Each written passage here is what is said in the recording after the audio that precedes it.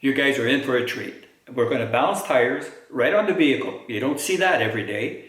And it's not that we're going to be able to do as good a job as the shop. We're going to do even better. I'm going to be using the HS402W BAL that was featured in the last video. But this work can actually be done with all of those components that I showed you in the beginning of that video. We're going to be spinning the wheel at about 90 kilometers an hour, so we need very good quality axle stands for this work. I did not bear all of the weight on just 2 axle stands here. It would have been just too solid. The accelerometer needs an opportunity to oscillate, and that would have been just too solid. So this stand is holding about 20% of the weight on that side. And I'm using a 3-point setup where this stand is holding the other 80% of the weight on that side. This will give the accelerometer an opportunity to oscillate. I've secured the accelerometer to the top of the axle. The orientation of the accelerometer is with this arrow up and down, facing towards the rear of the vehicle. It's going to be secured to the top of the axle here. I'm going to wrap a little bit of double adhesive tape. It will protect the housing and help secure it.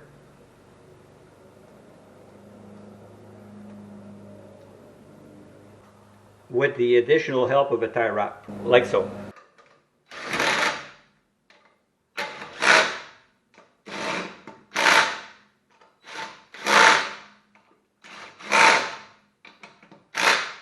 Conventional rear axle on this vehicle, so the inertia of this wheel would prevent it from turning, and it's the other side that would spin instead. So I put a C-clamp on the brake on that side so that this is the side that will spin. If you have positive traction or limited slip, you do not need nor want a C-clamp on that side. Whatever your drivetrain configuration is, the goal is to have this one spot where you can spin the wheel safely. And then the other wheels will rotate to this location and get their turn. And this is just a piece of white duct tape from the dollar store that acts as a reflective tape for this photocell. I like the LED indicator on the back of here that gives you an indication that it's working properly. Everything we do is to try to get an oscillating waveform out of that ADXL335 accelerometer. That goes from the 3-point axle stand setup that I did to the settings that I'm going to do here in H-scope.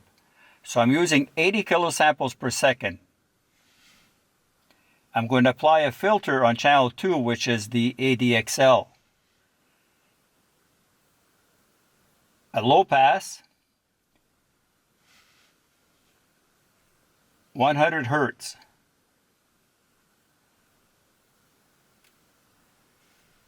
So the idea is to have a good sample rate and then put that filter in. We're trying to get rid of any other kind of noise, and the wheel will be turning at about 700 RPM.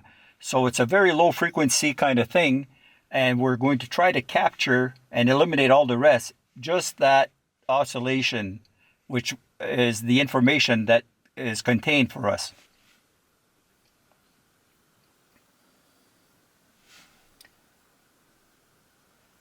I do have ADXL335 on the H-scope database. It's going to calibrate.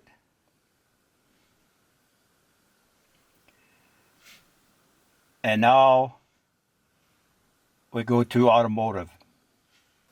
Record.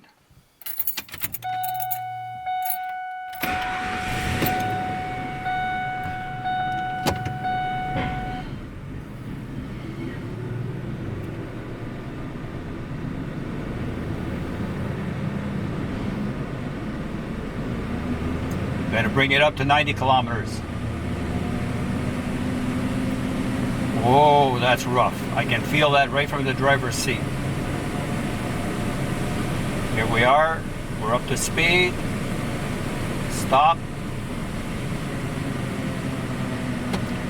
Neutral, no brakes, no sudden stuff, right? We're on axle stands.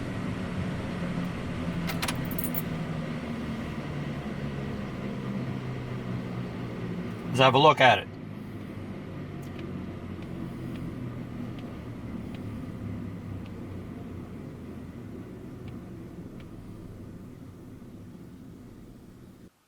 So looking at this, we see oscillations, right?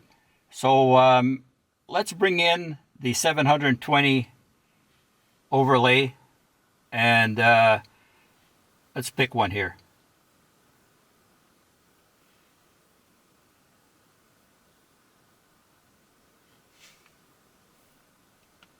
(360° between these photocell markers, and let's measure that. So somewhere's around 330 degrees, 325, 330, means that we have to add weight at that position. The orientation of the ADXL and the photocell and everything else reads positive means add weight, negative means remove weight. And the horizontal cursors are telling us that we're ranging between 0.061 G to 0.074 G. That's quite a bit. So we have to translate that information from the waveform to the wheel.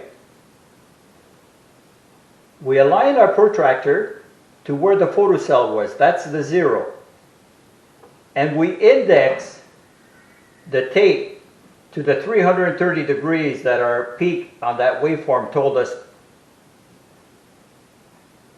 And the correction will take place in line with the accelerometer. Right where that letter T is, it tells us that we need to add weight here.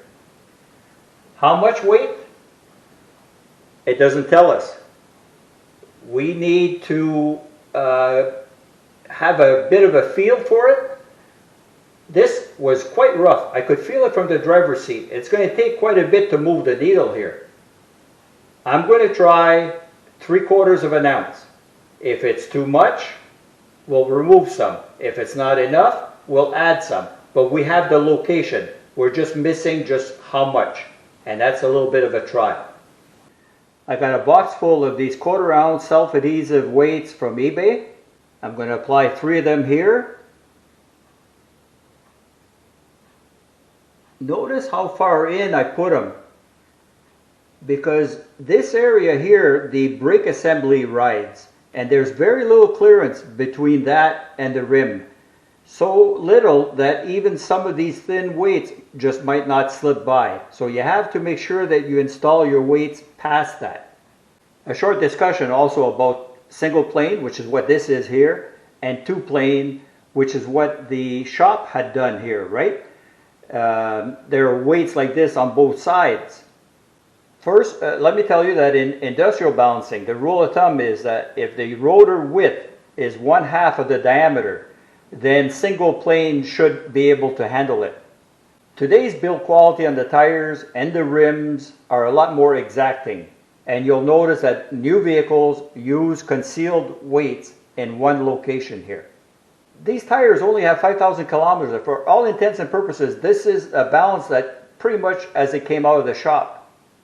And look at how rough that was when I spun it at 90 kilometers an hour. I could feel this from the driver's seat. Okay, let's put it back on.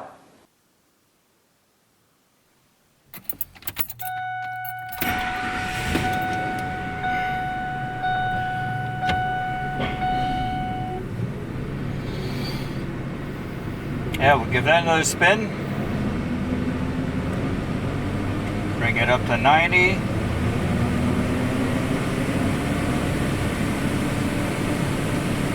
That's already quite a bit smoother. Stop.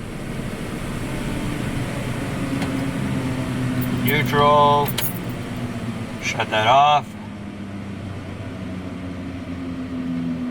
And let's have a look.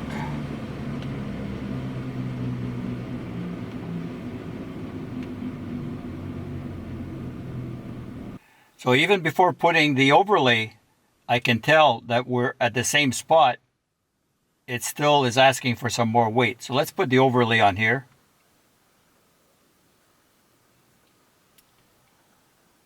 And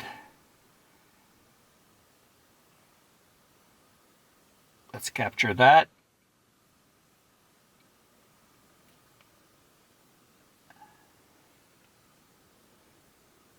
So right at 360, which is pretty close to the same area, right? And we've made some progress, right? If we look at the amplitude here, plus and minus, it's quite a bit less. So I'm going to add another 1/4 ounce in that same area and give it another spin. Let's fire that up.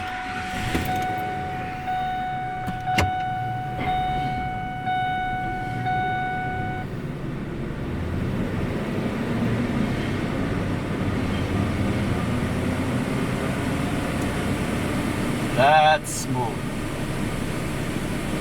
Stop.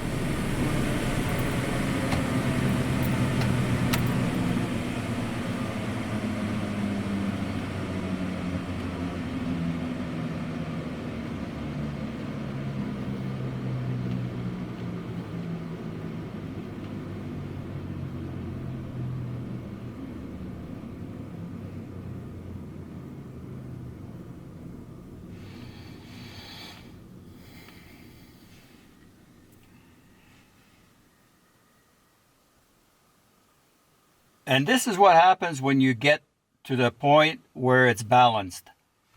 First of all, you feel it right from the driver's seat. Second, there's no more direction given, all right?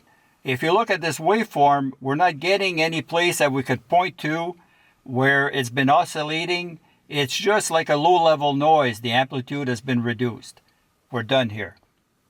So that turned out to be 1 full ounce that was added at one location on a tire that's 5,000 kilometers. It's pretty much the way that came out of the tire shop.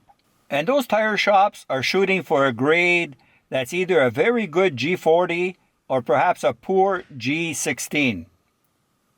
We've managed to make it all the way up to a 6.3 here. And to be fair, one of the tires I did off camera was just like this right off the bat, right? So no direction as to where some weight would be needed, and low amplitude. And it felt smooth like this when I spun it. So that one was good, but it's hit and miss. Hope you enjoyed this process, guys. Catch you later.